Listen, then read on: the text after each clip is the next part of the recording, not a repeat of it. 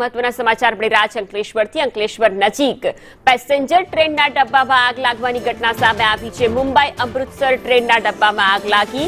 Short સર્કિટના કારણે આગ લાગી હોવાનું અનુમાન સેવાયું છે। સદનસીબે આ ઘટનાની અંદર કોઈ જાનહાનિ નથી થઈ, પરંતુ અંકલેશ્વર નજીક પેસેન્જર ટ્રેનની અંદર ડબ્બામાં આગ લાગતા થોડા સમય માટે પેસેન્જરોના જીવ તાળવે ચોંટી ગયા હતા। અમૃતસર ટ્રેનના ડબ્બામાં આગ લાગતા દોડધામ મચી જવા પામી હતી। તમામ મુસાફરો ટ્રેનની બહાર ઉતરી જતા કોઈ પણ જાનહાનિ નથી થઈ। પ્રાથમિક તપાસમાં શોર્ટ સર્કિટના કારણે આગ લાગી હોવાનું અનુમાન સેવાયું છે। સંવાદદાતા વિનેશ પાસેથી વિગતો લઈશું। વિનેશ, ચાલુ ટ્રેનની અંદર આગની ઘટના બની છે, કેટલા મુસાફરો સવાર હતા? હાલ ટ્રેનની અંદર આગની શું સ્થિતિ છે? જી ચોક્કસથી ફાલ્ગુની, અંકલેશ્વર નજીક જે પેસેન્જર ટ્રેનના ડબ્બામાં આગ લાગી જવા પામી હતી।